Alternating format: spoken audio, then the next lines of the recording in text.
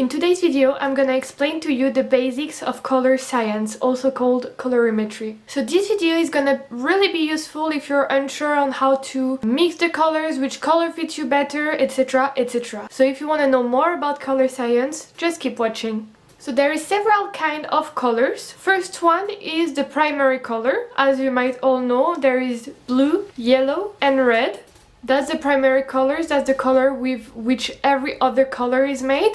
If you then mix those colors together, you're gonna get secondary color. So we have green, orange and purple. As you can see, red and yellow makes orange, red and blue makes purple, and yellow and blue makes green. Until there, everybody normally knows that. Then we get the tertiary color, is when you mix a primary and a secondary color together. So the tertiary color are gonna be, for example, burgundy, lime color. Then you get complementary color. That's the interesting part. Complementary colors are colors that fits well together, but that cannot be mixed with each other because they're gonna neutralize each other. It's always gonna be a primary and a secondary color together. For example, you have the orange, which is a mix of red and yellow, and it's a secondary color. The only primary color left that is not used to make orange is blue. So they're gonna be complementary colors. Same for green, which is a mix of blue and yellow, and red, the last primary color that is not used to make it. And finally, the yellow, which is a primary color, is gonna be complementary with this secondary color, which is a purple, which is made with blue and red. I don't know if it's very clear, but roughly, you make a secondary color with two primary colors, and the remaining one will be the complementary color. To show you what happens when you mix two complementary color, I'm gonna do it on my arm. So for example, blue is complementary with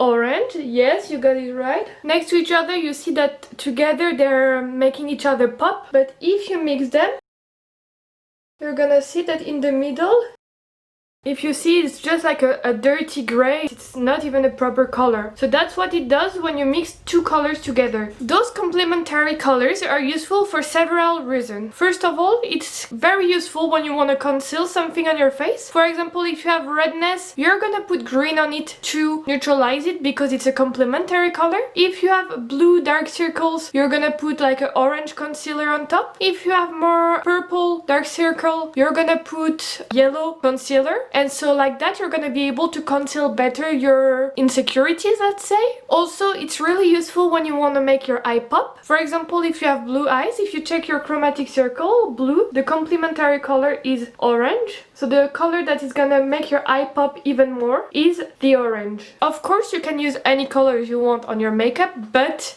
that's science. The color that is gonna fit blue eyes better is orange. For brown eyes, you can look at the undertone. For example, I have like hazelnut undertone, which is more like orange, and the makeup that's gonna fit my eye better is blue. If you have green undertone, the makeup that's gonna fit your eyes better is gonna be more red, purple colors. And same if you have green eyes, the same kind of color is gonna fit you better. But it's also useful when you want to use those colors in a makeup. For example, if you want to, I don't know, make your crease yellow and add a touch of purple, if you mix them together, they're gonna have this dirty gray color, which you don't necessarily want in your makeup. So what you need to do to avoid that, to make it easier to blend the color and also more pretty, you're gonna have to use one of those colors in between. So for example, let's say you want to put yellow then purple. In between, you can for example put this tangerine orange color in the middle to have a nice gradient without having this ugly gray color that I showed you previously. Then we have analog colors. Those colors are, it's really easy, it's just three colors that are gonna follow each other. So for example, blue, turquoise and green is gonna be analog colors because it's three colors following each other.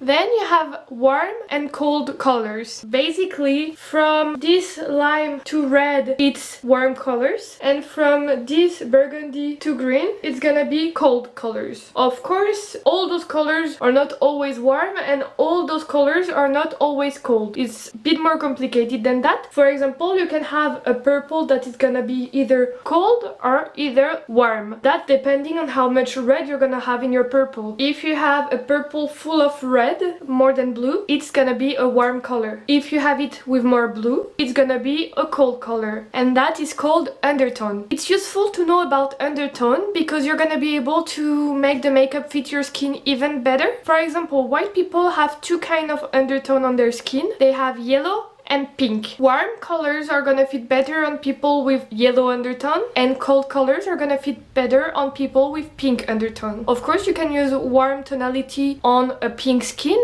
and the other way around, but on the book that's the color that fits you the best. On black skin it's a bit different. You have three undertone: yellow, blue, and red. So that's something you need to take into consideration when you do your makeup. For example, if you have a red undertone on your skin, try to be more careful when you use green colors because it's a complementary color. Same with people with blue undertone. Be more careful when you use orange colors as it will blend less nicely as any other color would because of the undertone of your own skin. Of course, it's case by case and everybody's different, but I want to do like the biggest point of the subject in this video. We didn't talk about brown yet. Brown is a bit different because they can be three undertone: warm, cold, and neutral. So for example, here I have a cold brown, I have a warm one, and here I have a more neutral one. You can clearly see the difference. There is two things we didn't talk about yet because they're not colors but they are values. So we have black and we have white. Those two are values to make every other colors from the chromatic circle. So for example,